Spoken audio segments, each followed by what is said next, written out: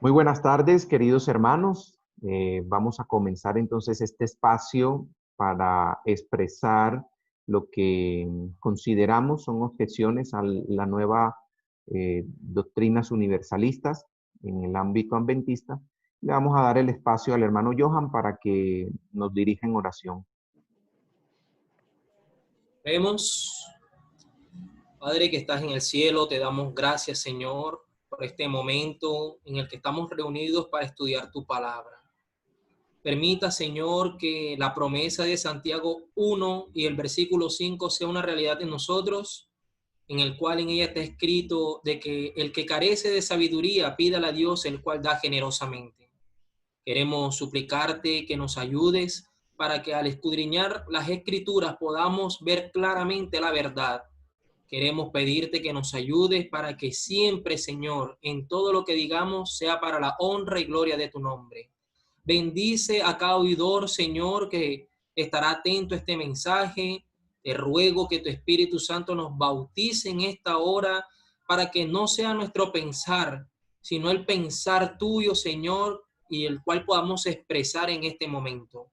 Si en este momento, Señor, nuestra mente está contaminada, nuestro corazón tiene un pensar egoísta o de atacar, queremos suplicarte que el bálsamo del Espíritu Santo nos transforme en este momento y podamos ser henchidos del Espíritu Santo y tu mente sea la de nosotros para que con claridad podamos expresar cada uno de los puntos a tratar. Padre, sabemos que pronto vendrás en las nubes de los cielos y que tu Hijo, Señor, estará con nosotros y nosotros estaremos con Él en el reino de los cielos.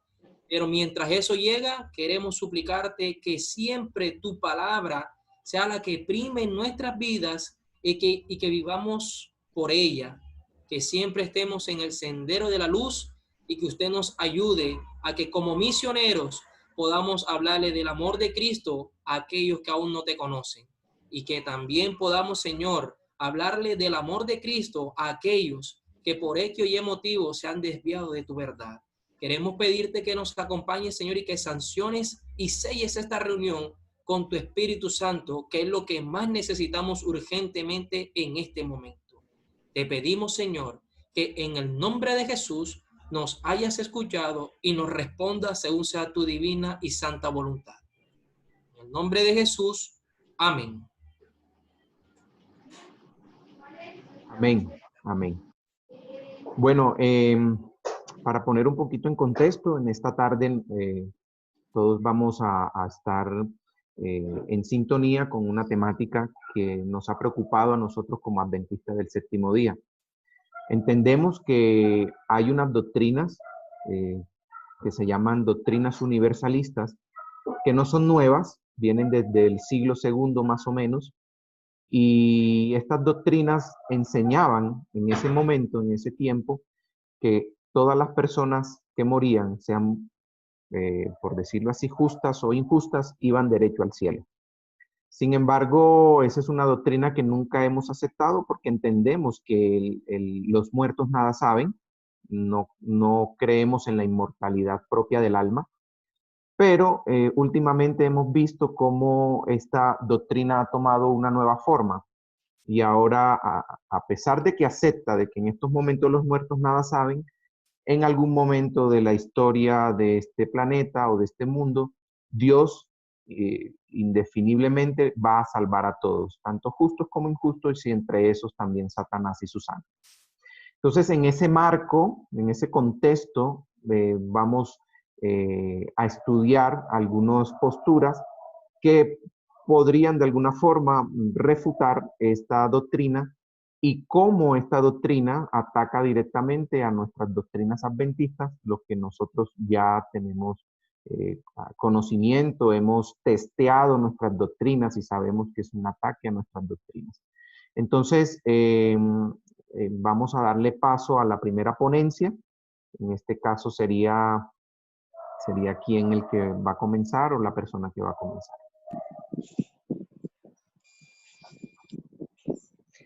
Bueno, hermanos, darle la bienvenida, saludar a todos y agradecer y pedirle ante todo que no nos vean a nosotros en sí, sino que vean la palabra de Dios y lo que se va a transmitir a través de ello. Hay un escrito está.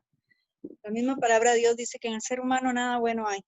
Mas nosotros, como un escrito está, queremos mostrarles a ustedes a la luz de ella lo que la palabra quiere hablar a nuestros corazones. La certeza de los juicios de Dios. Hermano Said, no sé si me puede poner las diapositivas, por favor. En la certeza de los juicios de Dios, nosotros consideramos que realmente hay un Dios justo y verdadero, en lo cual Él tiene toda la verdad y no hay doctrina humana que deba discutir ante eso. Vamos a leer el Salmo 37, 28. Y nos dice así: porque Jehová ama la rectitud y no desampara a sus santos. Para siempre serán guardados, mas la descendencia de los impíos será destruida. Este texto nos aclara totalmente que Jehová ama la rectitud. La rectitud es el juicio justo y verdadero. Y dice que los impíos, o la descendencia de los impíos, será destruida. En los libros de Eventos de los Últimos Días, página 245, nos deja ver unos textos los cuales quiero que lean y mediten ustedes, porque dice que en nuestros días se representa el amor de Dios como de un carácter tal que impediría que Él destruyese al pecador. Y es lo que estamos viendo, y doctrinas las cuales se están imponiendo para el día de hoy. Los hombres razonan en base a su propia norma inferior de lo correcto y lo justo. ¿Esto qué nos habla? Razonamiento de hombres. ¿Pensabas que de cierto sería yo como tú? Salmo 50, 21. Miden a Dios comparándolo con ellos mismos. Razonan sobre cómo actuarían bajo las circunstancias y llegan a la conclusión de que Dios haría como ellos se imaginan que haría. En la siguiente diapositiva, y esto es muy importante, lo que la primera nos dice es ¿por qué? Porque usamos nuestros sentimientos y nuestro razonamiento. La segunda diapositiva y el texto que vamos a leer nos dice: en ningún reino ni gobierno se les permite decir a los transgresores de la ley qué castigo debe ejecutarse contra aquellos que han violado la ley. Todo lo que tenemos, todas las mercedes de su gracia que poseemos, se las debemos a Dios. El carácter ofensivo del pecador contra un Dios tal no puede estimarse más de lo que puedan medirse los cielos con un palmo. Dios es un gobernador moral, así como un padre. Es el legislador y hace y ejecuta sus leyes. La ley que no tiene penalidad no tiene fuerza. Y hermanos, esto podemos llevarlo al día de hoy. Si hay un ladrón, ¿a dónde debe ir? A recibir su justo juicio. Si hay un asesino, ¿a dónde debe ir? A recibir su justo juicio. Movido también por leyes humanas, las cuales nos manejan acá en la tierra, pero también hay leyes divinas, las cuales nosotros no podemos impedir. Dice la siguiente diapositiva: puede presentarse el razonamiento de que un padre amante no aceptaría que sus hijos sufriesen el castigo de Dios por fuego. Yo como madre debo decir que sería muy doloroso saber que un hijo recibirá ese castigo, más el otro irá al cielo. Pero hermanos, debo aceptar que los juicios de Dios son justos siempre. Y sigue diciendo el texto: teniendo el poder para socorrerlos, pero por el bien de sus súbditos y por su seguridad, Dios castigará al transgresor. Dios no obra basado en el plan del hombre. ¿Cuál sería el plan del hombre? Ojalá todos fuésemos salvos, pero ese no es el plan de nuestro Dios. Y la Biblia nos lo va a demostrar. Y eso es lo que venimos hoy día a demostrar. ¿Cuál es el plan de Dios? No el de nosotros como humanos. Él puede aplicar una justicia infinita que el hombre no tiene derecho de administrar a un semejante. Noé habría desagradado a Dios si hubiese ahogado a uno de los escarnecedores y burladores que lo hostigaban. pero Dios sagó al vasto mundo. Lot no habría tenido derecho de infligir castigo a sus yernos, pero Dios lo haría usando de estricta justicia. Y viene la gran pregunta: ¿quién diría que Dios no hará lo que Él dice que hará? Hermanos, es la pregunta que tenemos que hacernos cuando somos partícipes de movimientos que no van bajo la sana doctrina. La siguiente diapositiva nos dice conceptos que el universalismo echa por tierra. Por ejemplo, el carácter de Dios, la manifestación de amor de Dios, la justicia de Dios, el estado inconsciente futuro de los muertos, la palabra de Dios como única fuente de doctrina y fe, la terminación del oficio intercesor de Cristo previo al segundo advenimiento, el pecado contra el Espíritu Santo, el poder del Espíritu Santo de llevarnos al arrepentimiento, la justicia por la fe. Jeremías 17:5 nos dice así: así ha dicho Jehová, maldito el varón que confía en el hombre y que pone carne por su brazo, y su corazón se aparta de Jehová. Hermanos, en los siguientes textos bíblicos vamos a resumir lo que hoy venimos a dar a demostrar en este estudio. No conocimiento humano, sino un escrito está. En Oseas 4:6 nos dice: mi pueblo fue destruido porque le faltó conocimiento. Por cuanto desechaste el conocimiento, yo te echaré del sacerdocio. Y porque olvidaste la ley de tu Dios, también yo me olvidaré de tus hijos.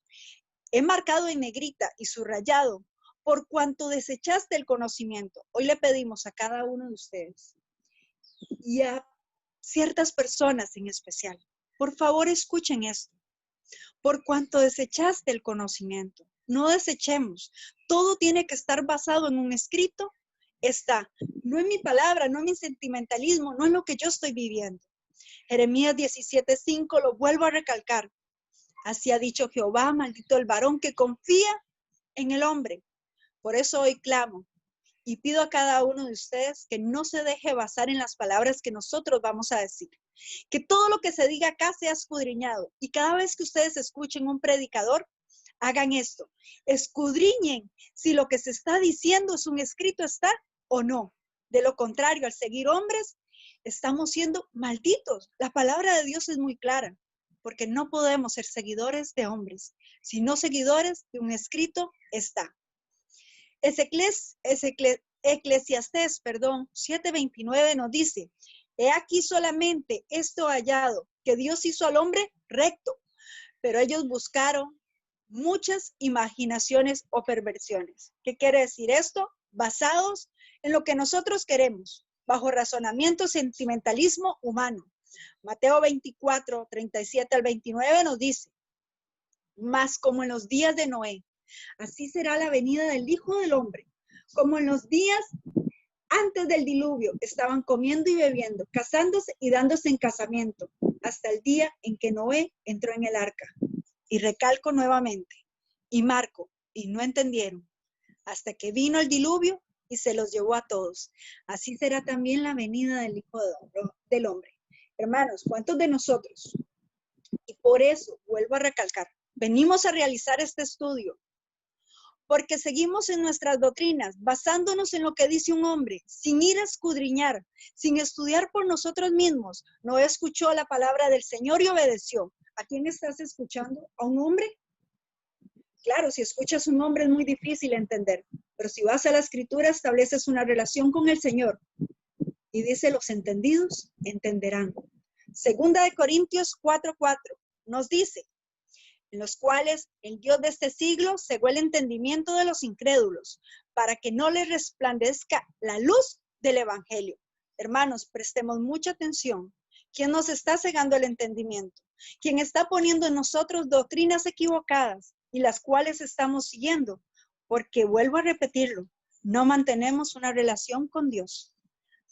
Para ir finalizando esta introducción, en Juan 3, del 19 al 21, nos dice así: y esta es la condenación, que la luz vino al mundo y los hombres amaron más las tinieblas que la luz. Claro, hermanos, muchos de nosotros queremos seguir en nuestra vida, en nuestro libertinaje, y saber que al final de cuentas seremos salvos. Dolorosamente no es así, porque justos son los juicios del Señor. Y ahora pregunto, si alguno de ustedes, un hijo fuese violado, ¿debería perdonar al violador? Claro que sí, porque el Señor nos manda a que aquel violador debe ser perdonado. Pero el justo juicio es que aquella persona vaya a la cárcel y reciba el juicio que le corresponde, el cual no lo damos nosotros, sino lo establece una ley y nosotros debemos respetarlas. Y aún les pongo esto, ¿cuál es el juicio, el justo juicio que nosotros debemos hacer? Si uno de nuestros hijos robara, nosotros, yo como madre, debo acercar a mi hijo y decirle, porque te amo tanto, ejerceré justo juicio sobre ti y voy a entregarte en manos de quien puede establecer ese justo juicio. Prestemos mucha atención porque cuando amamos las cosas del mundo, no miramos la luz que nos es presentada. Esperemos que con este estudio ustedes puedan mirar la luz que queremos presentarles. Y sigue diciendo el texto. Número 20 dice, porque todo aquel que hace lo malo aborrece la luz y no viene a la luz, para que sus obras no sean reprendidas. Mas el que practica la verdad viene a la luz, para que sea manifestado que sus obras son hechas en Dios. Este estudio, investigación, información a la luz de la palabra y con un escrito está. Y quiero finalizar con esto. Primero de Testimonios para Ministros. Dice así, muchos que ahora pretenden creer la verdad, pero que no tienen fundamento, se unirán al partido de Satanás. Segunda Timoteo 4:3. Hermanos, estamos viviendo los últimos tiempos en los cuales el engaño va a ser a flor de piel. Y nos dice la palabra de Dios, porque vendrán tiempo cuando no sufrirán la sana doctrina, sino que teniendo comezón de oír, se amonestarán maestros conforme a sus propias concupiscencias. Iniciamos este estudio, el cual deseamos sea para ustedes de gran bendición, así como lo ha sido para nosotros.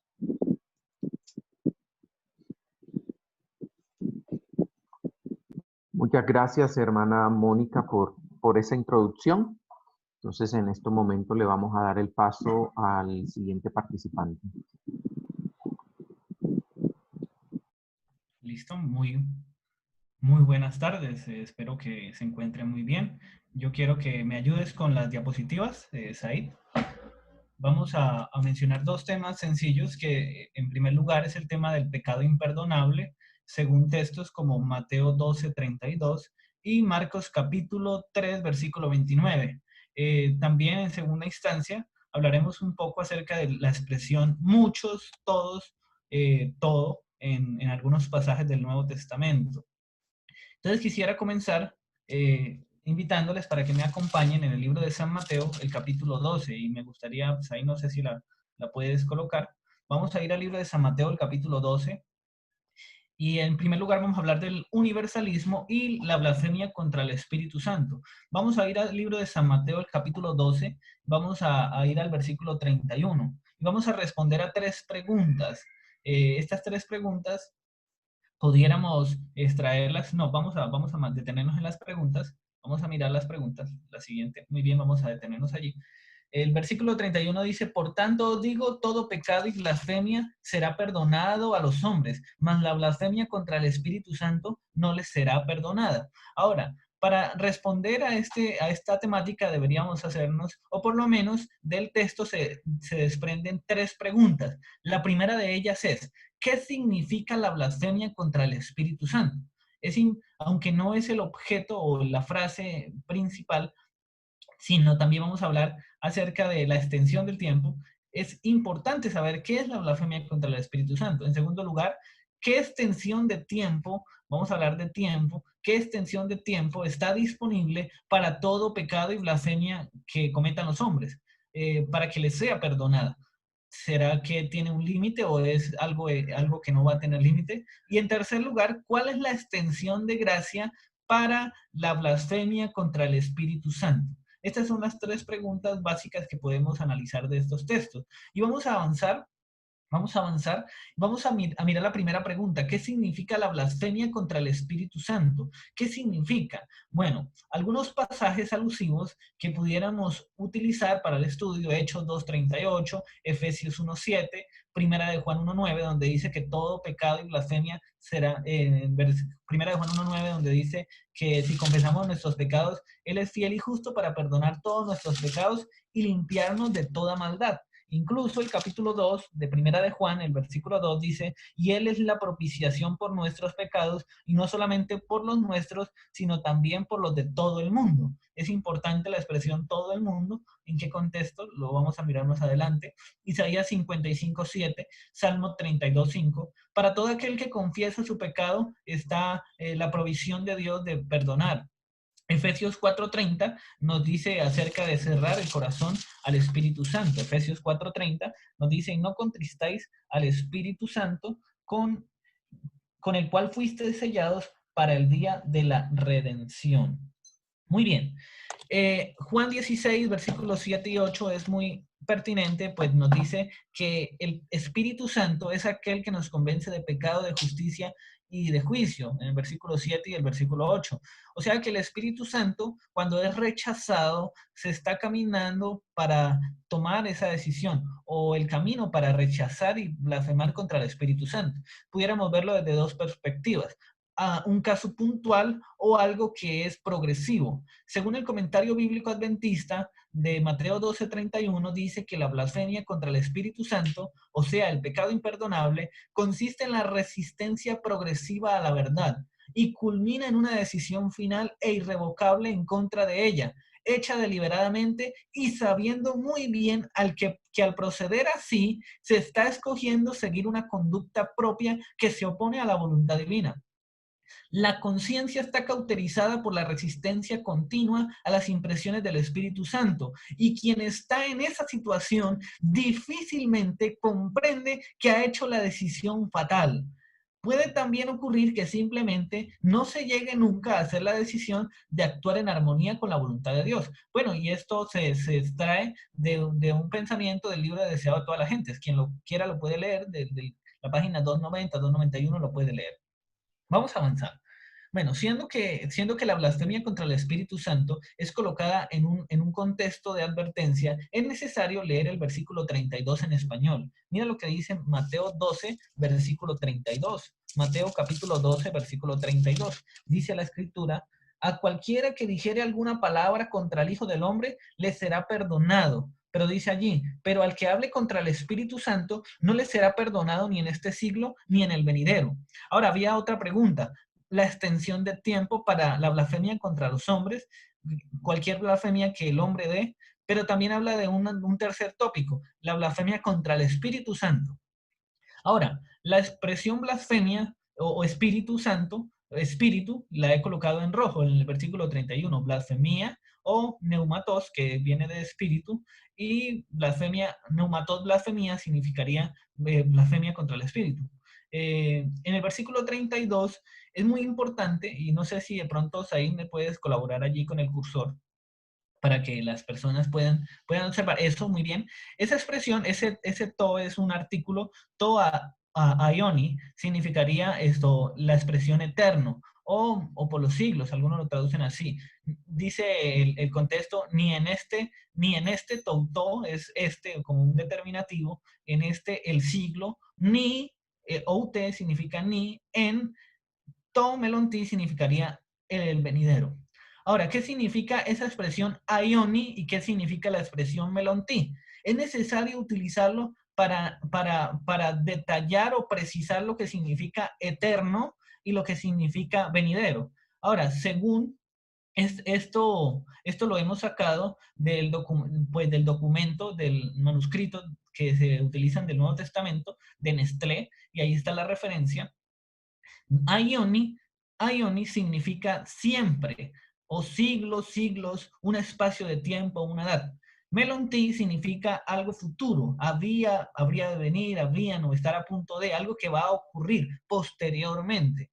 Ahora, la expresión cosmos, y vamos a avanzar a la siguiente diapositiva, la expresión cosmos, es algo que denota mundo en una esfera espacial, pero la expresión aionios puede también significar mundo en un espacio temporal. Cosmos geográfico, aionios mundo, pero en sentido temporal. El comentario bíblico adventista explica, hablando de Mateo 13:39, la expresión siglo. Siglo puede significar edad. Menciona varios significados. Aparece en el Nuevo Testamento griego 101 veces. Algunas veces aparece como expresión siglo de los siglos. Otras veces aparece como siglo. Otras veces puede aparecer como un jamás o un nunca. Algunas veces las traduce como eterno o un adverbio eternamente. Pero la idea básica es la de un periodo de tiempo. En aion o aionios, la idea de mundo es desde el punto de vista del tiempo, mientras que en cosmos es el mundo desde el punto de vista del espacio.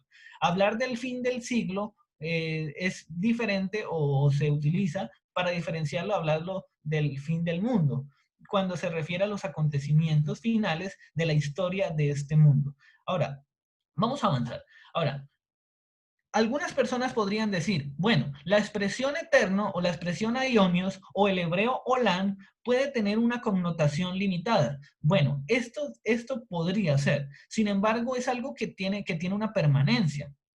No, vamos a ir a la anterior. Esto podría tener una permanencia. Está el caso, por ejemplo, de Jonás, el caso del siervo Jesse, donde se le iba a pegar la lepra a él y a su descendencia de manera olam, de manera eterna. Samuel estaría delante de la presencia de Jehová para siempre. No es que en estos momentos está Samuel delante de la presencia de Jehová, ni tampoco es que está en estos momentos Jesse y sus descendientes con lepra, pero sí es algo que mientras ellos existieran iba a ocurrir. Pero si eso fuese así, la expresión venidero tumba cualquier idea de pensar que el que blasfeme contra el Espíritu Santo pueda ser perdonado en un tiempo futuro, porque la expresión melontí significa el venidero, es decir, pudiera ser en este siglo, en esta era, pero también menciona ni siquiera en la venidera, el siglo venidero, o sea, la vida futura. No habrá un segundo tiempo de gracia, dice el comentario bíblico. Aionios y melontí hacen referencia a esta era y ni a la venidera. El texto, incluso leído de una manera castellana, es muy claro. El que blasfeme contra el Espíritu Santo no le será perdonado en este siglo ni en el venidero. Hay un versículo que hace mención de esta palabra, 1 Timoteo 4:8, donde melontí o melousí, depende de la declinación, hace una diferencia entre una vida y la siguiente. Miren lo que dice 1 Timoteo capítulo 4, versículo 8, donde se utiliza la palabra melontí o melousí. Mira lo que dice 1 Timoteo capítulo 4, versículo 8. Porque el ejercicio corporal para poco es provechoso, pero la piedad, dice, para todo aprovecha, pues tiene promesa de esta vida presente y de la venidera. O sea que está hablando de esta expresión, hablando de una vida posterior quizás a esta era, quizás a algo posterior, posiblemente a la muerte. Vamos a avanzar. Y vamos a ir puntualizando el tema de eterno. Pues resulta que algunos dicen, no, es que no hay que mirar el texto de Mateo, vamos a mirar mejor Marcos, porque Marcos pareciera condicionar más la palabra. Pero vamos a ver algo muy interesante en el libro de Marcos, el capítulo 3, el versículo 29. Marcos 3:29 dice, pero cualquiera que blasfeme contra el Espíritu Santo no tiene jamás perdón, sino que es reo de un juicio eterno. Ahora, la expresión juicio eterno, y ahí está algunas palabras en rojo. La expresión aionu, en este caso, está sirviendo de cualificativo. El eterno de Marcos 3:29 no parece ser temporal a una era limitada. Está calificando al sujeto. Ahora, como está calificando al sujeto, la palabra pecado, jamartematos, ahí es pecado, un pecado eterno, está calificándolo, no puede o no denota, no es fácil traducirlo como algo temporal. De ser así, delimitar la cualificación del sujeto, tendríamos que pensar que solo sería no perdonado en esta era, pero no implicaría la futura, o sea, puede ser perdonado en la futura, en esta no. pero aunque no se refiere a un estado de permanente actividad, como con el caso del fuego eterno, no es que eternamente va a arder un fuego, sí incluye las consecuencias temporales eternas, como por ejemplo el no ser perdonado o el ser perdonado permanentemente. Vamos a mirar la siguiente, para que podamos aclarar esto. Resulta que si yo coloco el calificativo de eterno para el castigo y de una manera limitada, tendría un problema teológico, porque hay otros casos similares donde eterno califica actividades como por ejemplo la vida eterna. La expresión, por ejemplo, zoe aionios, traduciría una vida eterna temporal. Eso daría problemas impresionantes. Algunos pasajes que están allí, Mateo 19, 16, 29, Mateo 25, 46, Marcos 10, 17 al 30, Lucas 10, 25, 18, 30, Juan 3, 15, 16, 36, Juan 6, 27. Y ahí están los otros pasajes. Todos estos pasajes me hablan a mí de una vida eterna. Si el eterno no es eterno, entonces la vida eterna tampoco sería eterna de una manera temporal. Sería bastante difícil poder entonces analizar la Biblia a la luz de la vida eterna. Si el castigo no es eterno, la vida tampoco es eterna. Ahora, el texto de Mateo 12, 31 y 32 es complementario de Marcos 3, 29. No tiene por qué contradecirlo. Los dos textos, ambos mencionan un límite para el tiempo de gracia de los que blasfemen contra el Espíritu Santo. No, ninguno de los dos menciona algo encasillado en una esfera de tiempo. Esa es la primera parte de lo que quisiera compartir. Vamos a ir a una cita, pues la siguiente diapositiva creo que es una cita. Es una cita y ahí se menciona acerca del Espíritu Santo. Quien quiere la puede leer, la puede compartir o la puede analizar. Esta es la primera parte.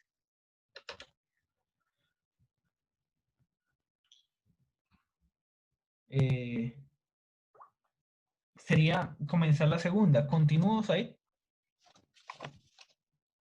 La otra Ok, parte en estos momentos has terminado tu primera parte, hasta ahí. Ajá. Ah, ok, listo. Entonces, Listo.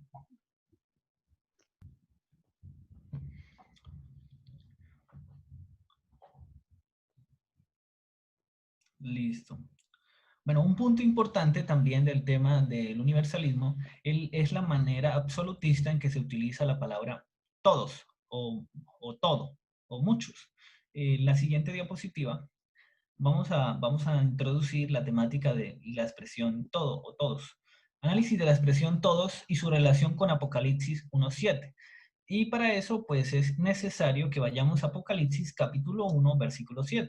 Vamos a leer especialmente este versículo, Apocalipsis capítulo 1, versículo 7. Reza así de la siguiente manera en la Reina Valera de 1960. He aquí que viene con las nubes y todo ojo le verá, y los que le traspasaron, y todos los linajes de la tierra harán lamentación por él. Sí, amén. Casi las versiones dicen de manera muy similar.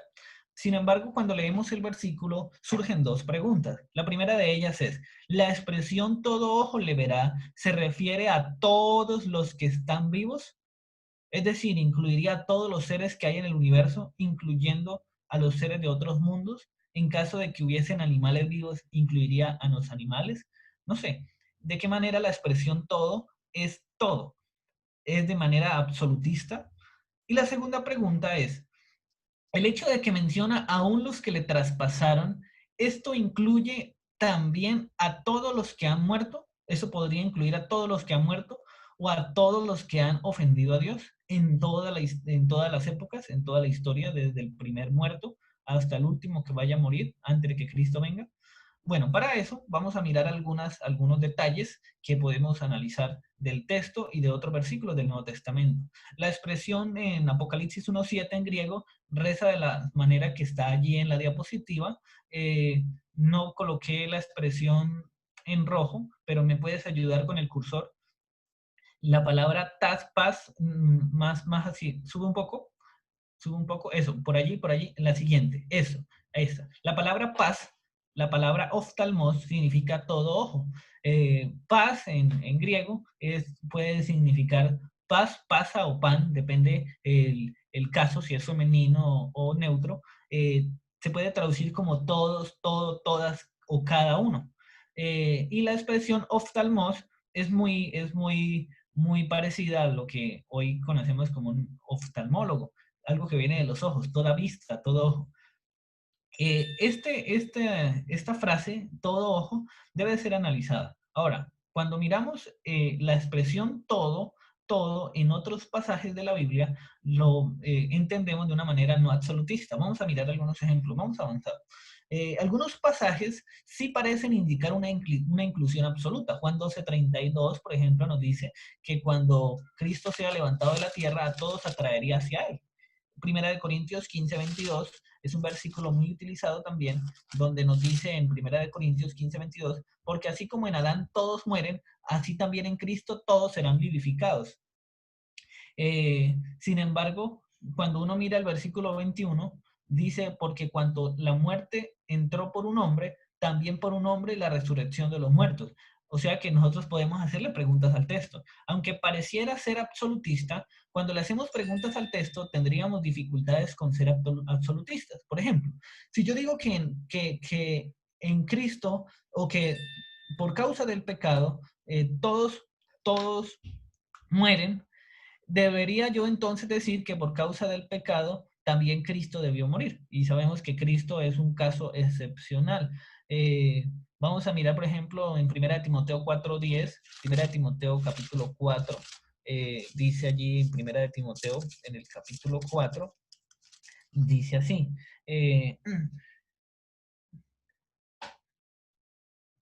Que por esto mismo trabajamos y sufrimos oprobios, porque esperamos en el Dios viviente, que es el Salvador de todos los hombres, mayormente de los que creen. ¿Será que el Señor entonces, como es Salvador de todos los hombres, quiere decir que todos los hombres se van a salvar?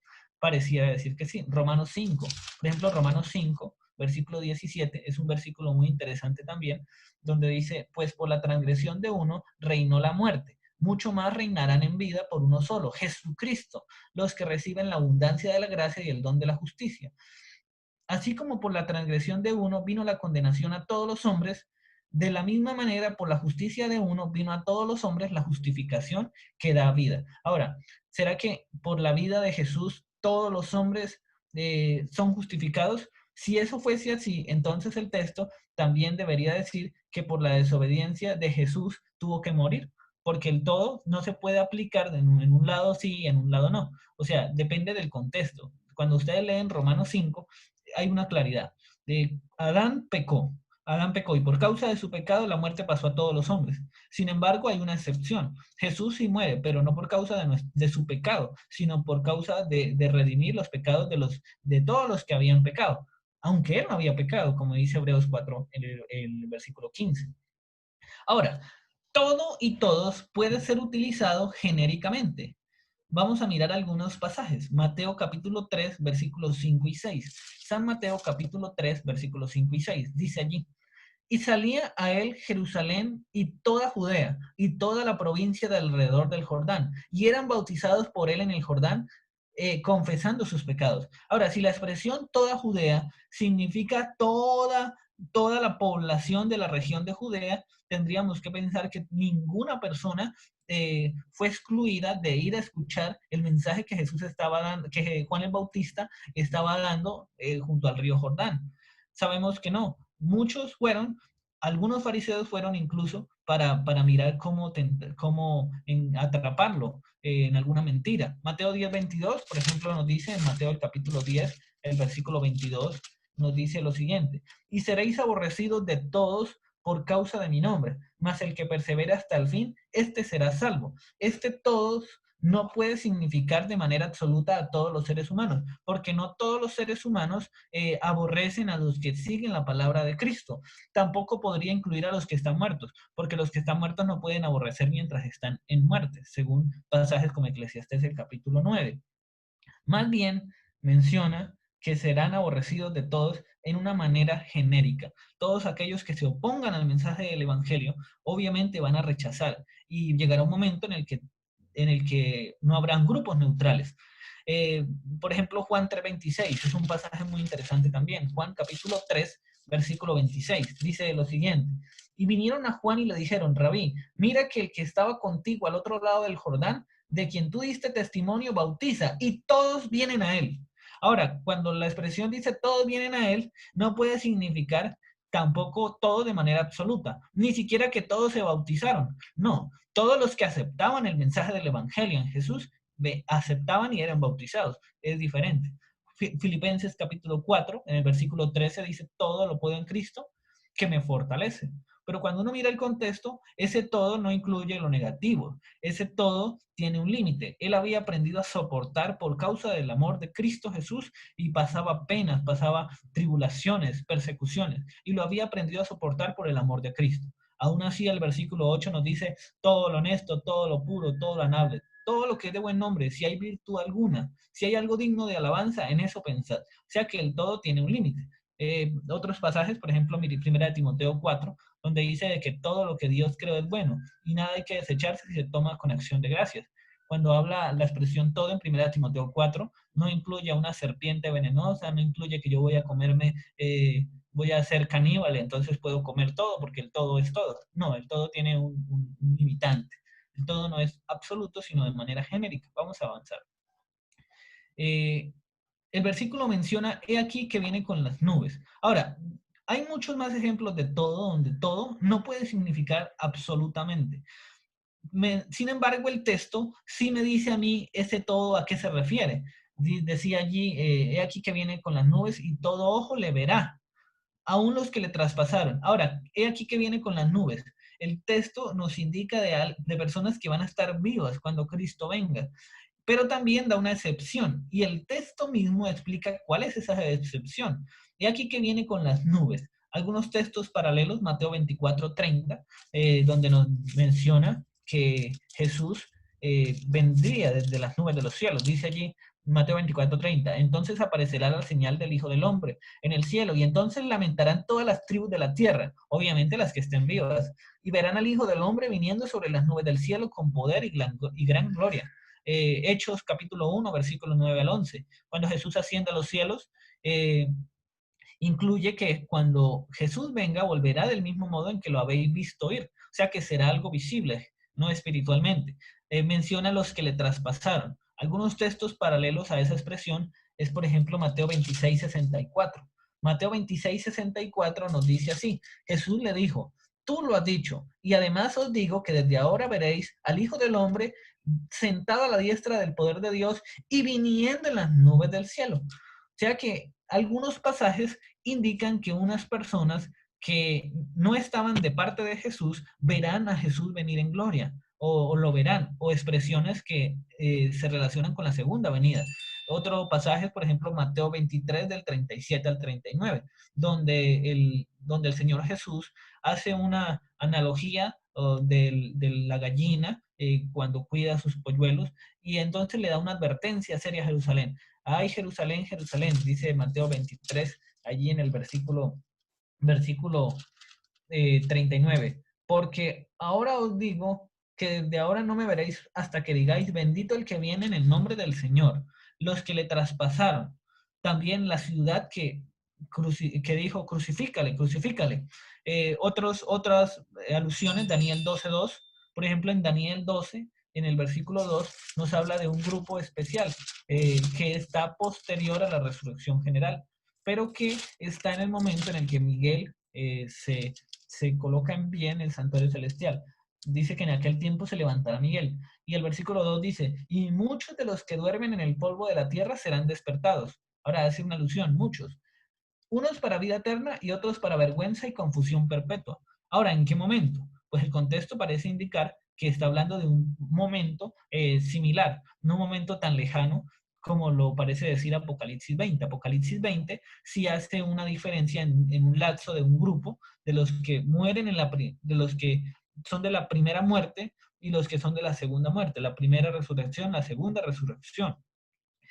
Apocalipsis 14:13 también dice, bienaventurados los que de aquí en adelante mueren en el Señor. Daniel 12, versículos 12 y 13, dice, bienaventurado el que espere y llegue a 1335 días. Es decir, bienaventurado el que llegue hasta 1844, según la profecía de los 1290 y los 1335 días. Y después nos habla de la resurrección general. Y tú irás hasta el fin, y reposarás y te levantarás para recibir tu heredad al fin de los días. Entonces ahí está la resurrección especial y una resurrección general. Pasajes como Primera de Tesalonicenses 4, del 13 al 18, nos dice que cuando Cristo venga no van a estar todos vivos. No, menciona un grupo. Los que estén vivos serán transformados. Y dice, y entonces los que hayan muerto en Cristo resucitarán primero. Ese es el grupo de personas que estarán vivas cuando todo ojo le vea. Los que hayan resucitado porque hayan muerto en Cristo y los que estén vivos y sean transformados.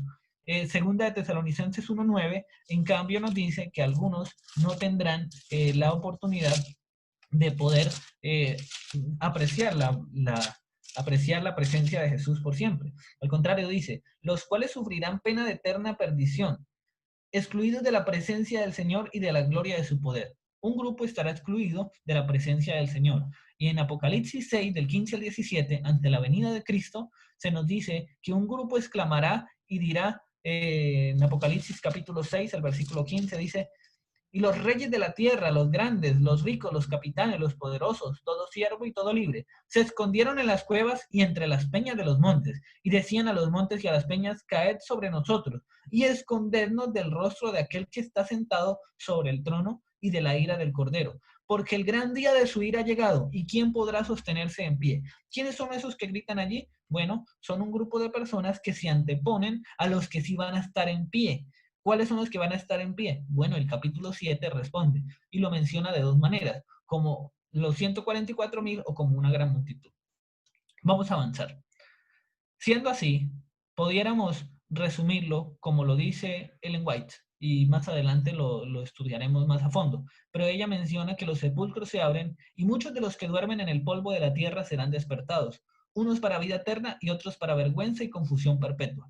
Todos los que murieron en la fe del mensaje del tercer ángel salen glorificados de la tumba para oír el pacto de paz que Dios hace con los que le guardaron su ley. Y ahora cita Apocalipsis 1:7, los que le traspasaron. Apocalipsis 1:7.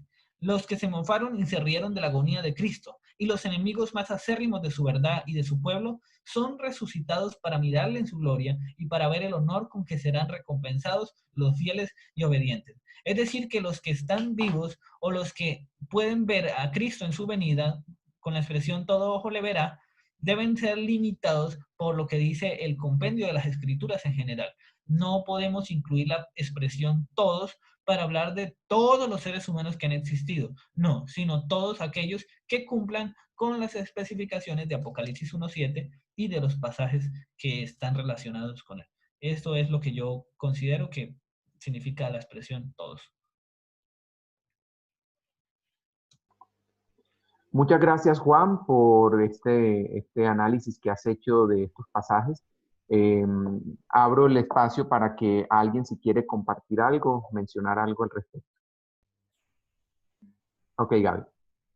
Bien, quería acotar algo más respecto de este análisis que el hermano Juan hizo de la palabra aionios o aion. Bueno, en realidad lo mismo que sucede con eterno, sucede también con esta palabra. Porque bueno, él dijo, ¿no?, que eterno, si el castigo no es eterno, entonces la vida tampoco es eterna. Bueno, también es interesante notar que esta palabra aion o aionios se usa en el Padre Nuestro cuando se habla de que Dios va a reinar por siempre o por los siglos de los siglos. Entonces sucede lo mismo también con esta palabra, en que si el pecado, digamos, contra el Espíritu Santo no tiene consecuencias para siempre, entonces el reino de Dios tampoco es para siempre. O sea que por doble reafirmación nos sucede lo mismo, ¿no? Con dos palabras. Gracias, Gaby, por esa acotación. Yo pienso que es importante que lo que funcione para un texto debería funcionar para el otro en el contexto en que se está hablando, ¿cierto? Entonces, eso me pareció interesante. Juan va a decir algo. Por ejemplo, ahí mencionabas algo. La claridad de un versículo o la claridad de un tema no puede ser anulada por la decepción o la no claridad en algunos otros textos.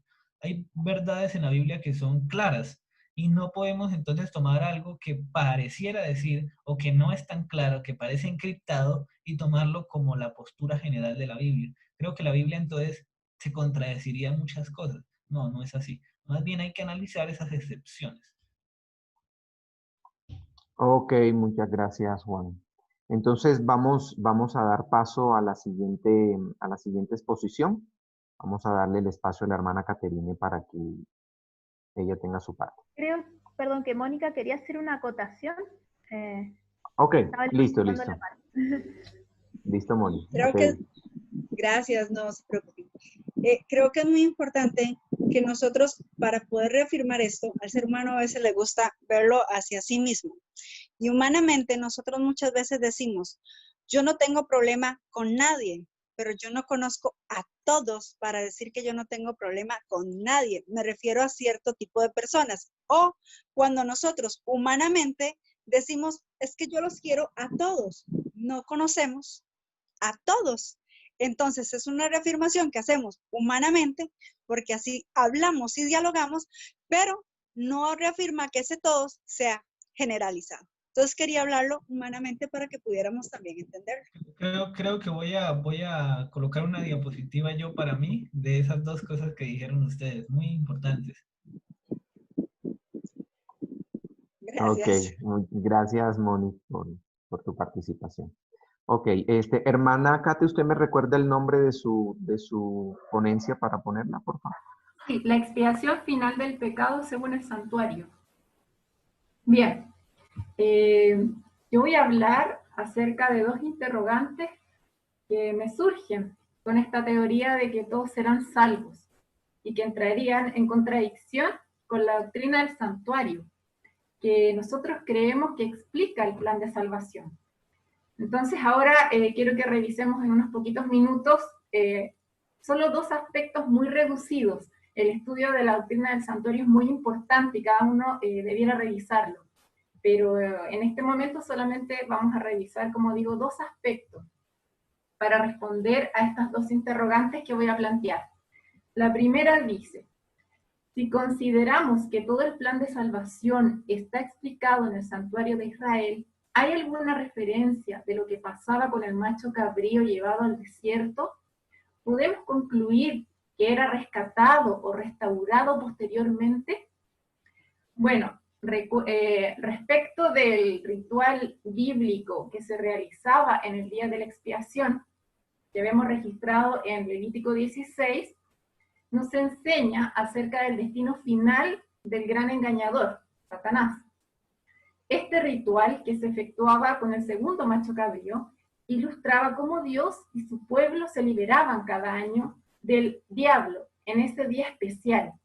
Lo culpaban de todos los pecados que había hecho cometer al pueblo de Dios y lo expulsaban de en medio del campamento.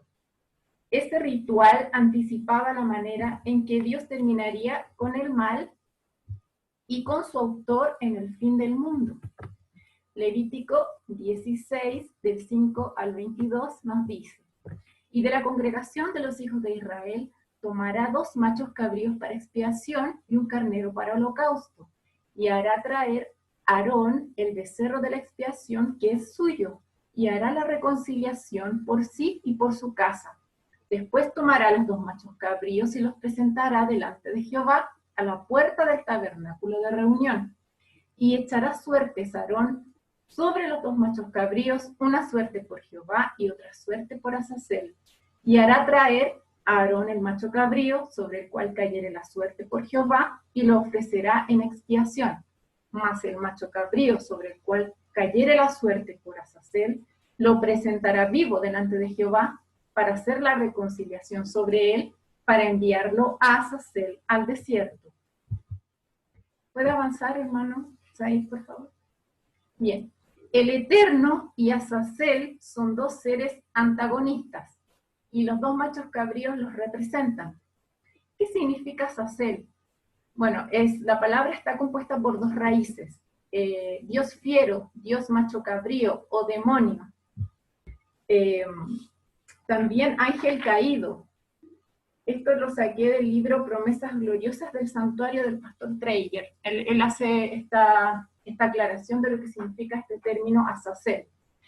Este macho cabrío intervenía únicamente después que se había efectuado la purificación del santuario y no era utilizado como medio de expiación. Levítico 16, 15 al 22 nos dice, Después degollará el macho cabrío en expiación por el pecado del pueblo y llevará la sangre detrás del velo adentro. Y hará de la sangre como hizo con la sangre del becerro, y la esparcirá sobre el propiciatorio y delante del propiciatorio. Así purificará el santuario a causa de las impurezas de los hijos de Israel, de sus rebeliones y de todos sus pecados. De la misma manera hará también al tabernáculo de reunión, el cual reside entre ellos en medio de sus impurezas. Cuando hubiera acabado de expiar el santuario y el tabernáculo de reunión y el altar, hará traer el macho cabrío vivo, y pondrá Aarón sus 2 manos sobre la cabeza del macho cabrío vivo, y confesará sobre él las iniquidades de los hijos de Israel, todas sus rebeliones y todos sus pecados, poniéndolos así sobre la cabeza del macho cabrío, y lo enviará al desierto por mano de un hombre destinado para esto. Y aquel macho cabrío llevará sobre sí todas las iniquidades de ellos a tierra inhabitada, y dejará ir el macho cabrío. ¿Puede avanzar una más, por favor? El rito de Azazel, entonces, era un rito de expulsión de todos los pecados del año. El sumo sacerdote acababa de extraer del santuario al purificarlo con el macho cabrío que sacrificaba. Los pasos para erradicar los pecados que el pueblo cometía durante todo el año eran: primero, el pecador arrepentido confesaba durante todo el año su pecado, llevando a la víctima para el sacrificio, poniendo sus manos sobre ella, y esta víctima era su sustituto. El santuario asumía esa falta confesada a través de la sangre que se dejaba en ese lugar santo. El que se rebelaba durante el año o no se humillaba en el día de la expiación debía pagar con su vida. Eso lo encontramos en Levítico 23, 29 y 30. ¿Y qué hacía Dios con quienes sentían dolor por su ofensa contra Dios y habían suplicado su perdón con fe en Él, remitiendo sus pecados al santuario por medio del sacrificio?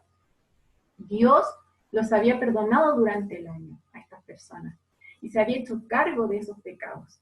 Esos pecados entonces eran perdonados, extraídos del santuario el día de la expiación, y volvían sobre su causa primera, que era el diablo, con este rito de ese macho cabrío. Aquel que había acusado al pueblo de Dios día y noche era, primero, desenmascarado por la determinación de la suerte que caía sobre él. Luego era inculpado por los pecados que había hecho cometer al pueblo, y finalmente era expulsado del campamento de un pueblo santo. La siguiente, por favor. El desierto era un lugar de demonios. Según las culturas primitivas, el desierto era el lugar típico de los demonios. Aún en la Biblia se utiliza este concepto mitológico. Esto lo vemos en Isaías 13, 19, 22, Apocalipsis 18, 2, Mateo 12, 43, Lucas 8, 29. Bien, al igual que ocurría en el santuario terrenal, nosotros creemos, ¿cierto?, que hay un santuario celestial y nuestros pecados están registrados en los libros del cielo de ese santuario celestial. Dios se ha hecho cargo durante todo este tiempo de estos pecados que nosotros hemos confesado. Si los hemos confesado en el nombre de Jesús, el Señor se hará cargo de ellos en el santuario celestial.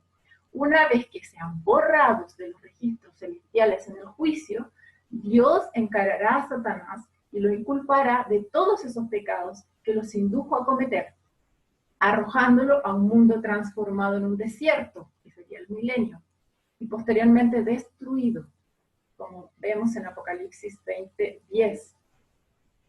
El juez de toda la tierra preguntará a Satanás: ¿por qué te rebelaste contra mí y arrebataste súbditos de mi reino? El autor del mal no podrá ofrecer excusa alguna, porque toda boca permanecerá cerrada. Todas las huestes rebeldes quedarán mudas. Esto sale en Conflicto de los Siglos, en el capítulo El origen del mal. Sé qué pasó ahí. Ahí. Bien, conclusión. Bueno, solo podemos concluir a la luz de la palabra de Dios que ese macho cabrío moría en el desierto, llevando todos los pecados. Perdón, que no logro ver acá. con el chat que se abre. Solo podemos concluir a la luz de la palabra de Dios que ese macho cabrío moría en el desierto, llevando todos los pecados lejos del pueblo. No tenemos cómo concluir que era rescatado o que era restaurado y reintegrado al campamento. Me alcanzo a ver de ahí, es el que voy a leer de acá. Satanás será llevado al desierto, donde no podrá engañar a nadie más. Una vez demostrado que no hay razón para el pecado, la única salvaguardia para proteger al universo y asegurar su paz eterna será la ejecución final, definitiva, de todos los que asumieron la rebelión. ¿Puedes seguir, por favor, hermano? Bien, la segunda interrogante que surge de esta teoría de que todos serán salvos, dice, ¿sustenta esta teoría nuestra visión y comprensión del ministerio de Cristo en el santuario celestial? ¿Hay un fin del oficio de intercesión de Cristo en el santuario? ¿Podrán arrepentirse los seres humanos luego que este evento concluya? Bien, vamos a leer Mateo 24, 37 al 39. Dice, mas como en los días de Noé, así será la venida del Hijo del Hombre. Porque como los días antes del diluvio estaban comiendo, bebiendo y casándose y dando en casamiento, hasta el día en que Noé entró en el arca, y no entendiendo nada, hasta que vino el diluvio y se los llevó a todos. Así será la venida del Hijo del Hombre. Bien, Noé, y toda esta historia del diluvio, es un tipo de lo que va a pasar al final de nuestra historia. Noé predicó, lleno del Espíritu Santo, por 120 años, invitando a todos a entrar al arca. Esto lo vemos en 2 de Pedro 2:5 y la historia del diluvio en Génesis 3, del 6 al 4. El mensaje que dio Noé dividió al mundo en dos grupos. Uno son los que entraron al arca y otros los que decidieron no entrar. Hubo una especie de juicio. Mientras Noé predicaba, la gente eligió del lado de Dios o del lado del enemigo. Génesis 7:16 dice que Jehová cerró la puerta después que todos hicieron su decisión. Luego de esto hubo 7 días sin lluvia. En Génesis 7, del 7 al 10. Nadie quedó vivo fuera, salvo el diablo, que incluso temió por su vida. Y bueno, esto es un tipo de lo que va a pasar al final de la historia. Esto también lo podemos revisar en el libro Patriarcas y Profetas, página 86 y 87. En la siguiente, por favor. Daniel 8:14 dice, y él dijo, hasta 2300 tardes y mañanas, luego el santuario será purificado. Cristo está, según creemos, desde 1844, ministrando como sumo sacerdote en este santuario celestial. Estamos viviendo en el día de la expiación. Por lo tanto, se está haciendo una obra de juicio, donde se están borrando de los libros los pecados de quienes confesaron y por fe aceptaron a Cristo como sustituto. Daniel 12:1. En aquel tiempo se levantará Miguel, el gran príncipe que está de parte de los hijos de tu pueblo, y será tiempo de angustia cual nunca fue, desde que hubo gente hasta entonces, pero en aquel tiempo será libertado tu pueblo, todos los que se hayan inscritos en el libro. Esto significa, Daniel 12:1 nos está hablando de que Jesús se levanta, termina su obra de intercesión, porque va a comenzar a reinar, deja de ser sacerdote, se viste de ropas de rey, y en Apocalipsis 19, del 11 al 6, dice que viene como rey de reyes y señor de señores. Apocalipsis 22:11 también nos habla del fin de la intercesión. El que es injusto sea injusto todavía, y el que es justo practique la justicia todavía. Por lo tanto, Cristo deja de interceder. Se cierra la puerta, que es similar a lo que pasó con el arca de Noé. Viene un tiempo de angustia, similar a esos 7 días que Noé y su familia estuvieron dentro del arca antes de que cayera la lluvia. Y serán libertados los que están inscritos en el libro de la vida. O sea, los libros ya fueron revisados, ya se cerró el juicio investigador, ya está todo finiquitado. En Apocalipsis 14, 6 y 7 nos anuncia de ese juicio, y de ahí vemos que salen 2 grupos. los sellados y los no sellados. ¿Qué pasa después de esto en ese mismo capítulo 14?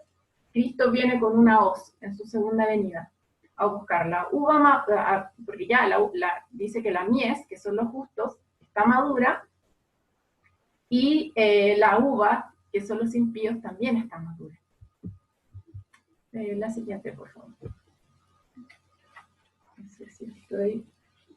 luego viene en Apocalipsis 22:11, Jesús viene con su galardón, que es el versículo 12. Esto ya viene en las notas.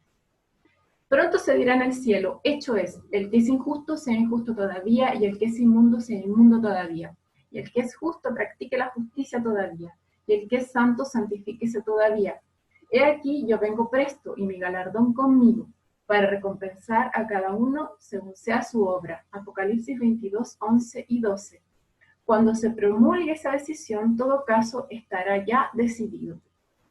Cuando Jesús cese de interceder por el hombre, los casos de todos estarán decididos para siempre. Termina el tiempo de gracia. Las intercesiones de Cristo cesan en el cielo. Este tiempo llega finalmente sobre todos en forma repentina, y aquellos que han descuidado la purificación de sus almas mediante la obediencia a la verdad son encontrados dormidos. Cuando quede concluida la obra del juicio investigador, quedará también decidida la suerte de todos, para vida o para muerte. El tiempo de gracia terminará poco antes de que el Señor aparezca en las nubes de los cielos. Antes del diluvio, después que Noé hubo entrado en el arca, Dios le encerró en ella, dejando fuera a los impíos, pero por espacio de 7 días el pueblo, no sabiendo que su suerte estaba decidida, continuó en su indiferente búsqueda de los placeres y se mofó de las advertencias del juicio que le amenazaba. Así, dice el Salvador, será también la venida del Hijo del Hombre, Mateo 24:39. Inadvertida como ladrón a medianoche, llegará la hora decisiva, que fija el destino de cada uno, cuando será retirado definitivamente el ofrecimiento de la gracia que se dirigiera a los culpables, Entonces, según nuestra comprensión del ministerio de Cristo en el santuario celestial, hay un fin en su oficio de intercesión un poco antes de su segunda venida, por lo que podemos concluir que no existe un periodo de gracia posterior para quienes no se arrepintieron y no aceptaron a Cristo como su Salvador mientras aún había intercesión. Eso sería, hermano. Muchas gracias, hermana Kate, por su intervención. Muy bien explicado lo del santuario, me parece a mí. No sé si de pronto alguien quiera acotar algo al respecto, quiera mencionar algo. Wilson.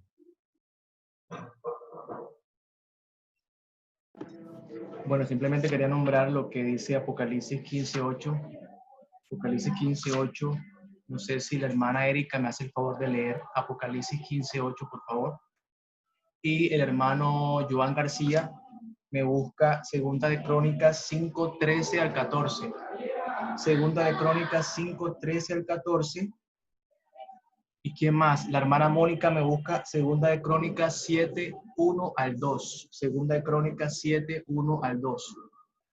Wilson, disculpa, repíteme mi cita. Segunda de Crónicas. Segunda de Crónicas 5:13 y 14. Segunda de Crónicas 5:13 y 14. ¿Y a quién le di Apocalipsis 15:8? Erika, ¿cierto? ¿Lo podrías leer, por favor? Sí. Y dice, y el templo se llenó con el humo de la gloria de Dios y de su poder, y nadie podía entrar en el templo, hasta que fuesen consumadas las 7 plagas de los ángeles. Ok, ahí dice de que el templo que se llenó de la gloria de Dios. Y Segunda de Crónicas 5:13 y 14, hermano Joan.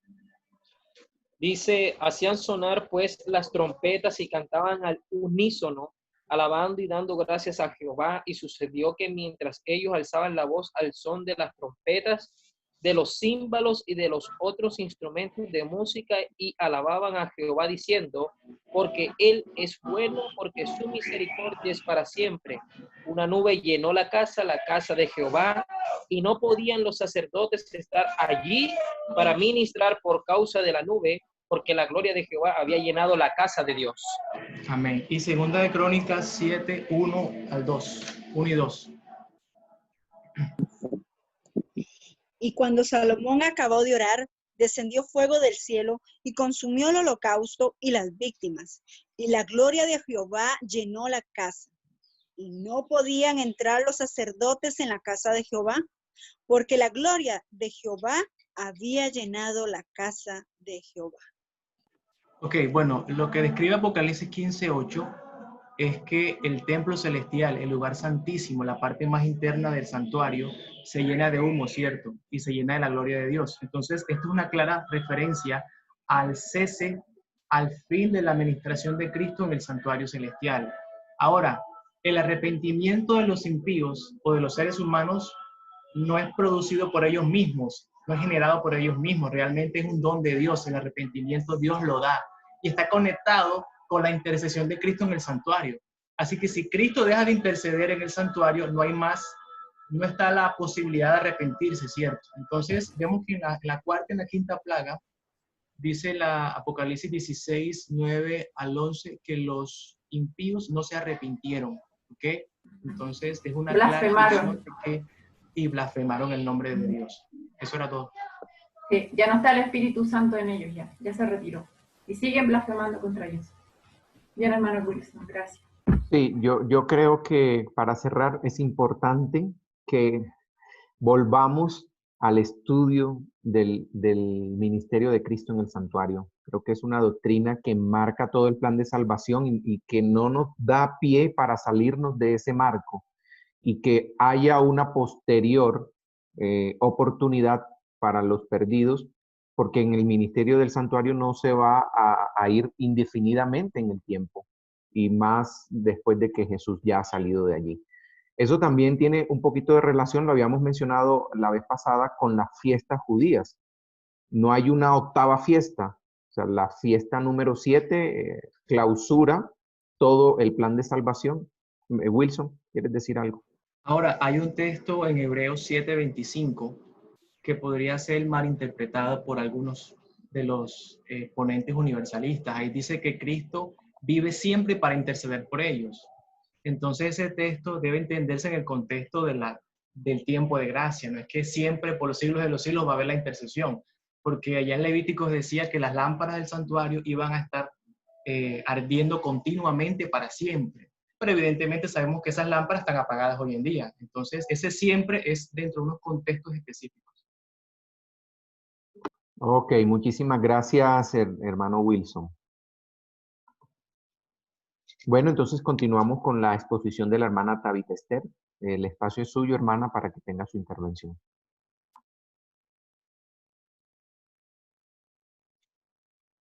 Bueno, muchas gracias primero por la oportunidad. Siempre es una alegría poder compartir y estudiar la Biblia, y más con personas que tenemos el mismo pensamiento y amamos a Cristo también, de la misma forma. Y la verdad, tengo, bueno, bastante objeciones respecto al universalismo, y me gustaría empezar un poco con el significado del fuego que se le da. He escuchado en muchas ocasiones que el fuego de Apocalipsis 29 se le da un significado como refinador, simplemente por el hecho de que contiene azufre. Y en ocasiones también escuché que le agregaban la sal, azufre y sal. Y la explicación que le daban a esto era que el azufre, evidentemente para el proceso de refinación, es súper necesario para poder separar el oro y la plata de las impurezas. Y luego se le agrega sal para separar el oro de la plata. Entonces, con esto se explica, ¿cierto?, que ese fuego en realidad, Apocalipsis 20, que dice que va a exterminar todo de la faz de la tierra, se le da la explicación de que en realidad no es así, no es exterminador, sino que es purificador. Y leyendo el significado en la Biblia, en la misma Biblia, cuando aplica fuego, azufre y sal, si nosotros leemos el significado bíblico de estas palabras, vamos a ver que en ningún momento se refiere a un proceso refinador. Al contrario, siempre el azufre fue usado con la intención de que nunca nada más pudiera crecer sobre esa tierra. Si nosotros vamos a la destrucción de Sodoma y Gomorra, vamos a ver esos ingredientes. Vamos a Génesis, capítulo 19.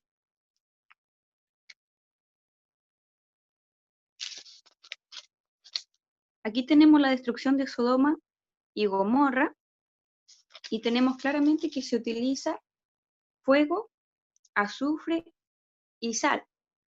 Aquí tenemos en el versículo 23, 24, dice, entonces Yahvé hizo llover sobre Sodoma y Gomorra azufre y fuego de parte de Yahvé.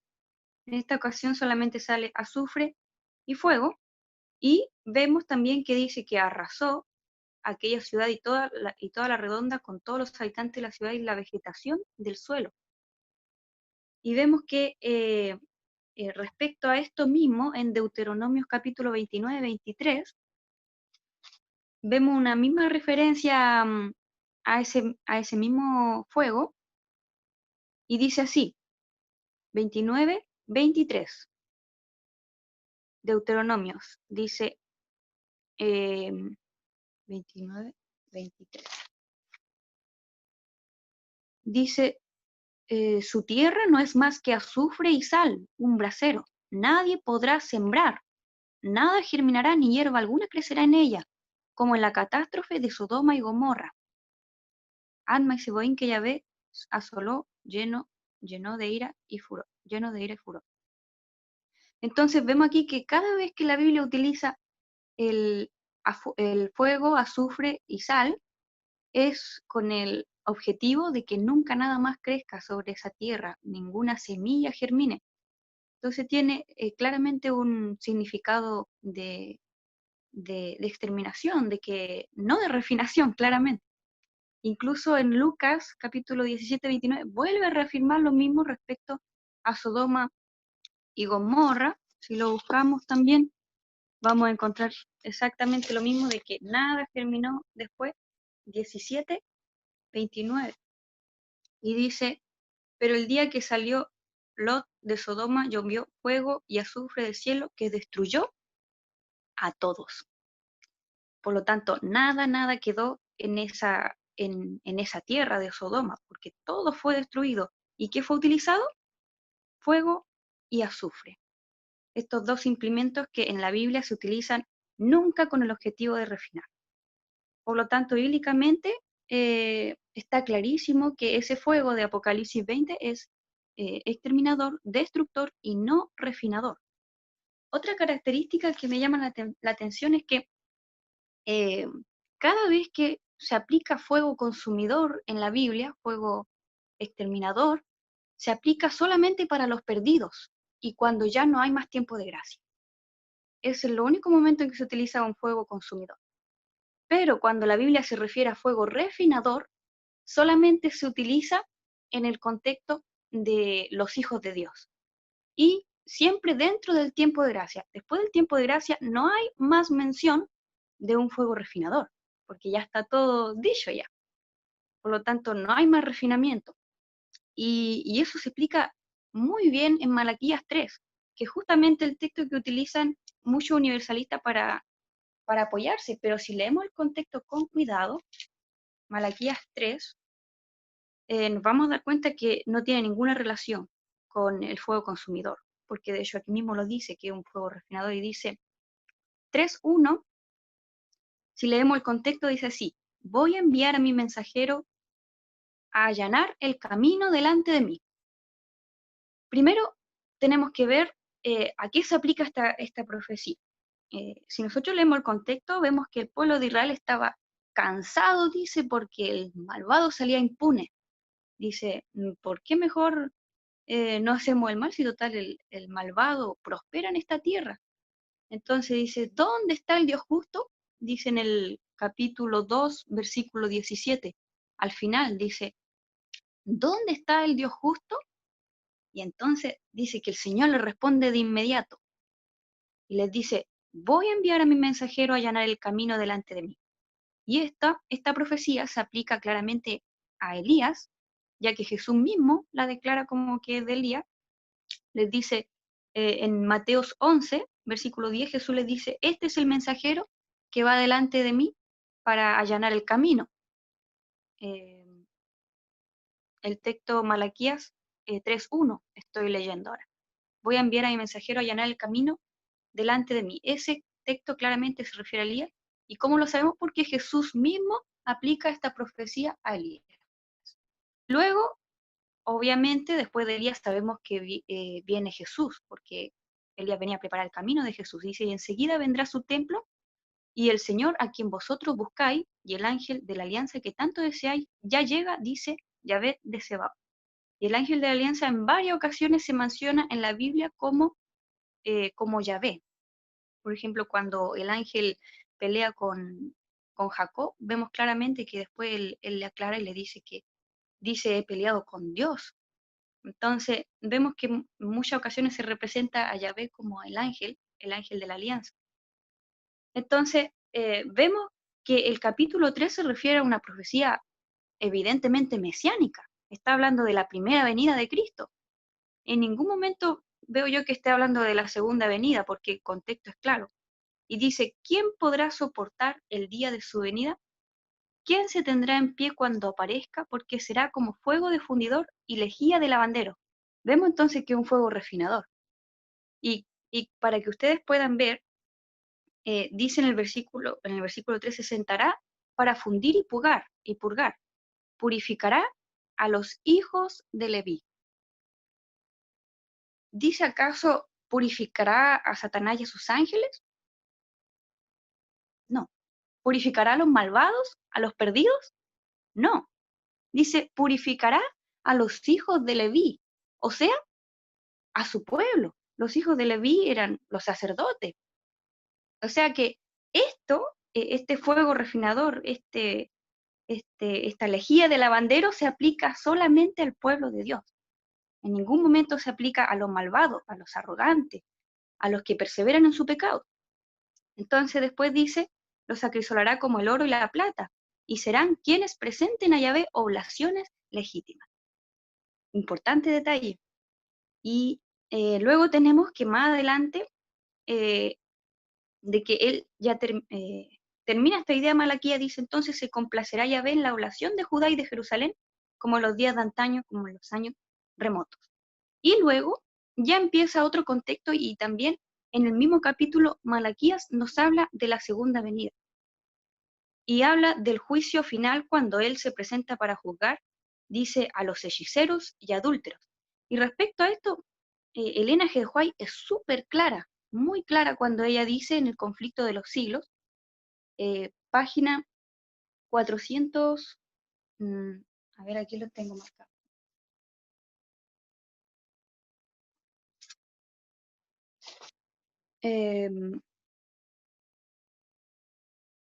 Página 477, dice así, refiriéndose a Malaquías, específicamente Malaquías capítulo 3, versículo 5, donde habla del juicio para los adúlteros y hechiceros, lo compara a otro versículo de Judas, donde habla de la segunda venida y dice, esta venida y la del Señor a su templo. ¿Cuál es la venida del Señor a su templo? Si vemos en el versículo 1 dice, y enseguida vendrá a su templo el Señor a quien vosotros buscáis, el ángel de la alianza. O sea, refiriéndose a la primera venida, dice. O sea, esta venida y la del Señor a su templo, que es la primera venida, son eventos distintos que han de realizarse por separado. O sea, son eventos distintos, claramente. Hermana Tabita, quisiera que nos regalara el capítulo que estaba leyendo del conflicto de los siglos, por favor. El capítulo se llama Jesucristo, nuestro abogado. En la sección de las 2300 tarde y mañana, en ese contexto está hablando Elena G. de White.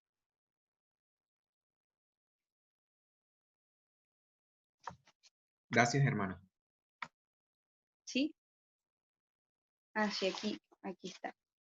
477, página. Y luego vemos claramente que sigue hablando de la segunda venida de Cristo, y me llama la atención porque la Biblia no puede ser más clara. Y en el capítulo 4, versículo 19 dice, está para llegar el día abrasador, como un horno.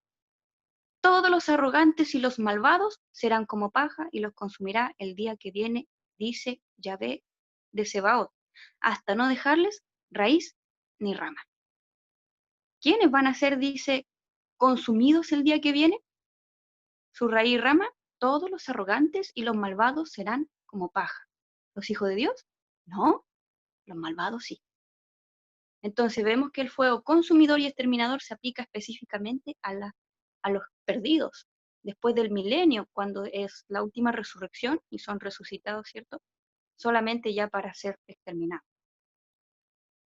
Y si vemos también, Elena G. de White comenta sobre esto en la página, ahí en el mismo contexto que les mencioné, página 477, la misma página, Jesucristo nuestro abogado, abajito del texto que leí hace poco, dice, la venida de Cristo como nuestro sumo sacerdote al lugar santísimo para la purificación del santuario de la que se habla en Daniel 8:14, o sea, hablando de las 2300 tarde y mañana, la venida del Hijo del Hombre, donde está el anciano de días, que también se habla en Daniel capítulo 7, dice, tal como se presenta en Daniel 7, y la venida del Señor a su templo, predicha por Malaquías, son descripciones del mismo evento.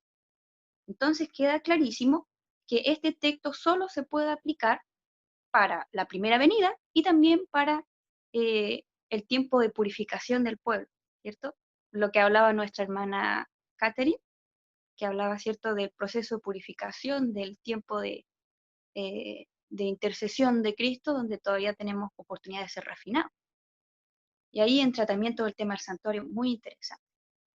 Y Elena G. White lo deja clarísimo, dice, son descripciones del mismo evento. Y ahora me gustaría también que estudiáramos un poco un texto que también se utiliza bastante para el universalismo, Zacarías capítulo 13.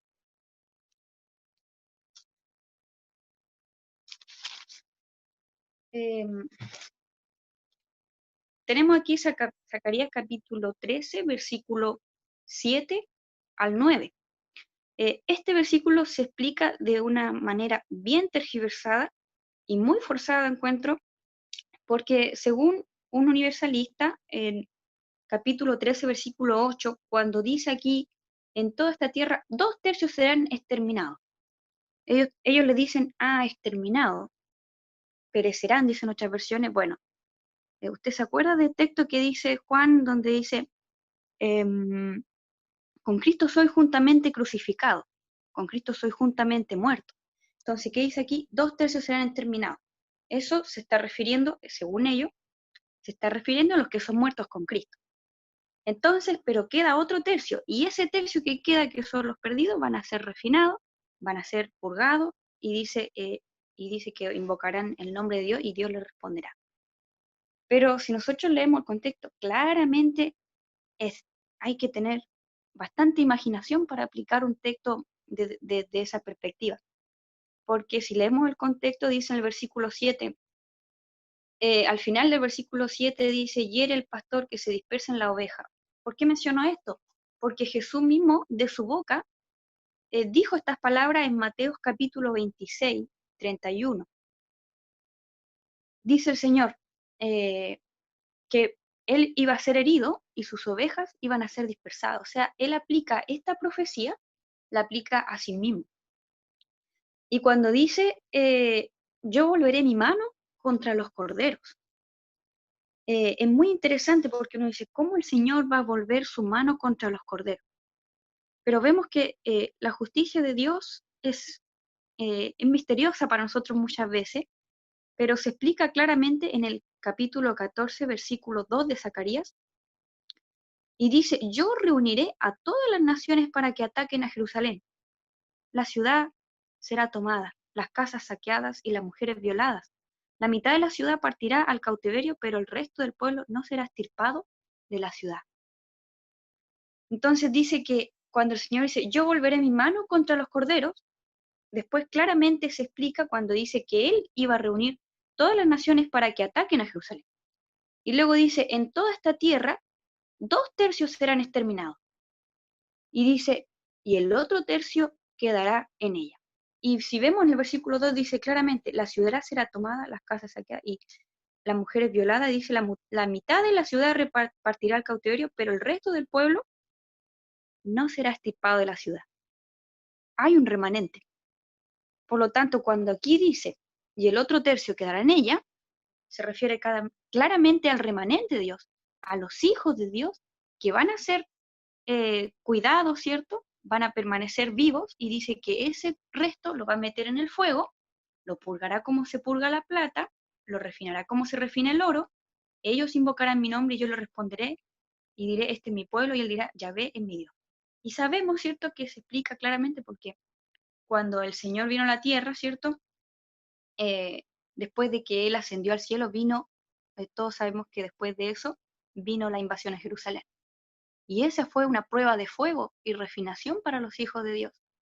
Entonces, se explica, evidentemente. Y hay un texto de Isaías capítulo 1, 25 al 28, que lo deja muy claro. Isaías 1, este es importante que lo puedan buscar los que tienen Biblia. 1, 25 al 28. Y dice así.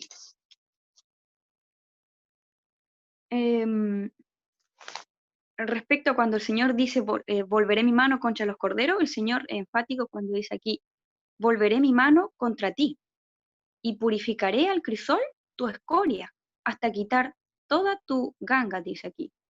Haré volver a tus jueces como antaño, y a tus consejeros como al principio, tras de lo cual te llamarán ciudad de justicia, villa leal, o sea, un proceso de purificación. Y dice, rescataré a Sión con la equidad y sus cautivos haciendo justicia.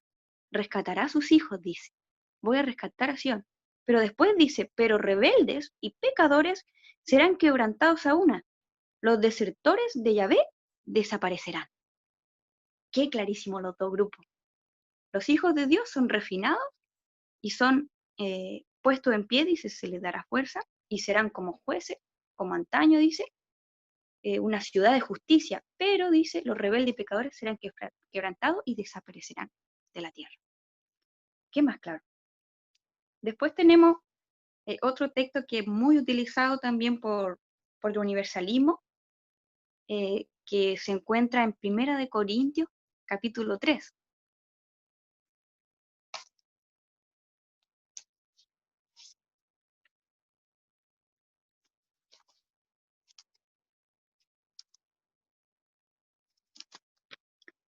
Primera de Corintios, capítulo 3, versículo 15.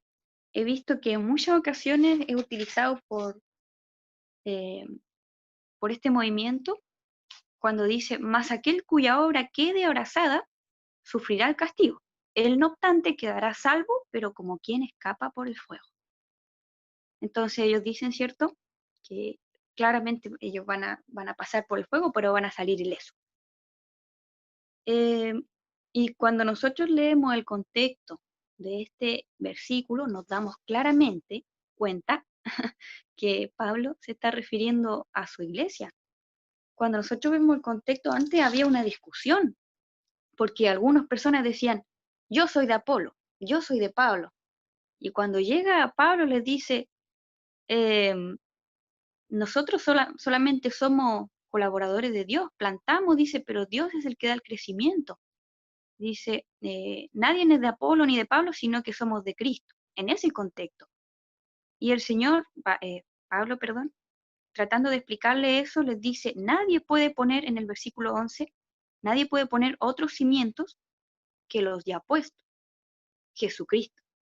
Sobre estos cimientos se puede construir con oro, plata, piedras preciosas. ¿A quién le está hablando Pablo? A su iglesia le está hablando. Madera, heno, paja, pero la obra de cada cual quedará patente, y la pondrá al descubierto el día que vendrá acompañado de fuego. Y el fuego probará la calidad de la obra de cada cual. Y en primera de Pedro, capítulo 1, versículo 7, hace énfasis en el día que viene el fuego abrasador.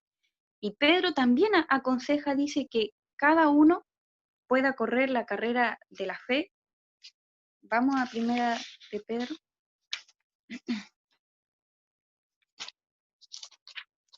Dice 1:7.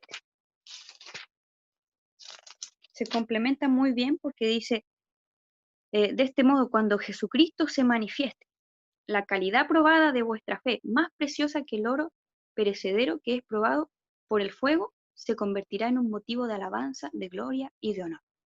¿Qué le estaba entonces recomendando Pablo aquí? Le estaba recomendando que ojalá Hermana ocupara los Tabita, mejores materiales. hermana Tabita, disculpe, ¿me regala el texto nuevamente, por favor?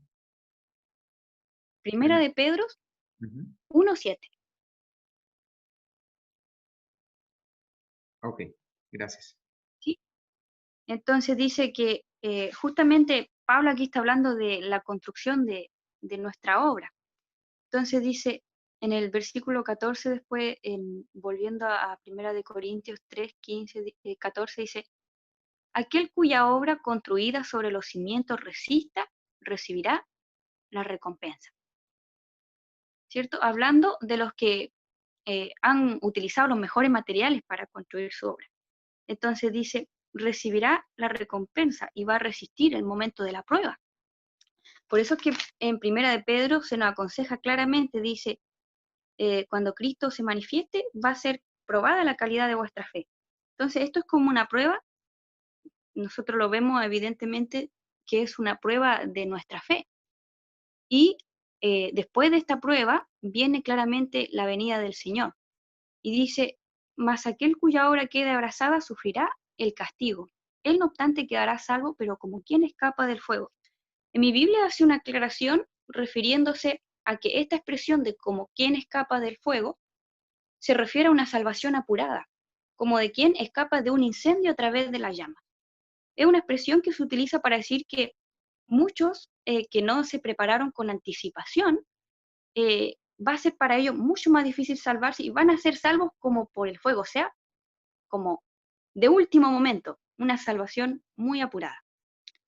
Y además que no se podría aplicar por ningún motivo al juicio que viene después del tiempo de gracia, después del milenio para los perdidos, porque claramente Pablo le está hablando a su iglesia, no le está hablando a los perdidos ni a los malvados. Por lo tanto, los que van a ser refinados, los que van a pasar por esa prueba de fuego, son los hijos de Dios.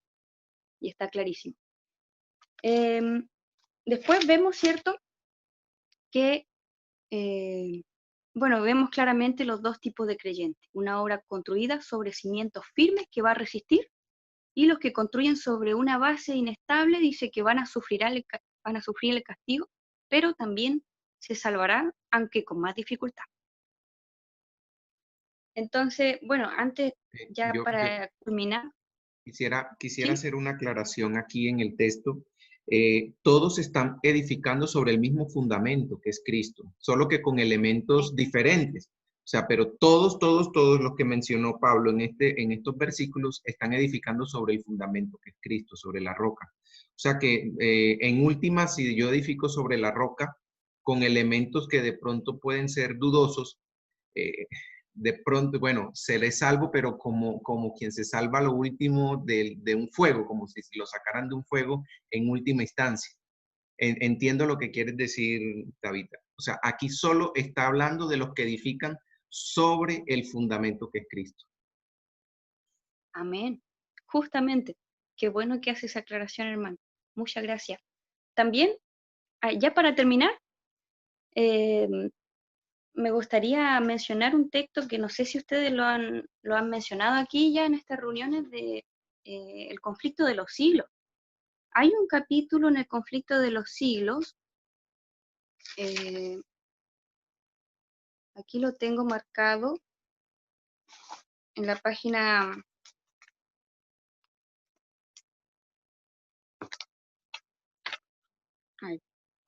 595 en mi libro. A veces la paginación cambia, pero es el capítulo 34 de El misterio de la inmortalidad. Y aquí habla específicamente del universalismo. Y me llama la atención de cómo le dice Elena G. de White a esta corriente, y le llama así en la página 594 al menos de mi libro. En este contexto les dice: fábula amena, por cierto, muy apropiada para satisfacer el corazón carnal. Es la doctrina del mismo Satanás y produce el efecto que él desea. Entonces, ¿debería extrañarnos que con tales enseñanzas abunde la iniquidad? Fábula amena, una fábula entretenida, una fábula que agrada a los oídos, y dice muy apropiada para satisfacer el corazón. A veces tenemos que tener cuidado con nuestras emociones, porque al escuchar que todos seremos salvos, y que nuestro abuelito, que nuestra familia, qué sé yo, que no ha aceptado a Cristo, van a ser salvos, suena muy agradable, suena muy satisfactorio. Pero no tenemos que extrañarnos, ¿cierto?, que esta sea una doctrina que afecta tremendamente al carácter del cristiano que se está preparando para la segunda venida, para mantenerse intachable y en pie ante el fuego de la segunda venida. Entonces, tener cuidado con las emociones, porque a veces se puede confundir esta emoción como con algo que ha puesto el Espíritu Santo. Yo he escuchado a muchas personas que es que yo sentí una alegría muy grande. Entonces confunden esa emoción con la intervención del Espíritu Santo, como si fuera una respuesta del Señor. Y vemos claramente que el Señor, a través de toda su Biblia, Él no utiliza las emociones, sino que utiliza siempre el escrito está. Por lo tanto, siempre basémonos en el escrito está y no en las emociones. Yo creo que ya dejé todo en claro lo que tenía que decir. Hermana Tabita, muy claro su intervención, o sea, no creí que fuera a tomar los textos más difíciles de esta postura nueva, pero creo que ha expuesto usted de forma muy clara los contextos en los que estos versículos están allí demarcados. No sé si alguien quiere mencionar algo, Wilson. Quería aportar sobre el texto de Malaquías 3:1. Ahí dice ese texto que vendrá súbitamente a su templo el Señor a quien vosotros buscáis y el ángel del pacto. Esto quizás da a entender de que son dos personas. Aquí dice el Señor y el ángel del pacto. ¿En qué momento el Padre y el Hijo se trasladan a un lugar del templo? La hermana Abuelo dice que es en el momento del juicio, ¿verdad? Ahora, aquí la palabra que me interesa es la palabra súbitamente, o sea, de forma repentina, de forma inesperada. Este texto no puede referirse a la segunda venida, porque la segunda venida no va a ser un evento inesperado ni repentino. Va a ser un evento que va a estar precedido por 7 plagas o catástrofes que van a ser evidentes la segunda venida. Así que esta venida no se refiere a la segunda venida, sino se refiere al momento en que el Padre y el Hijo, ambos, se trasladan al lugar santísimo del santuario celestial.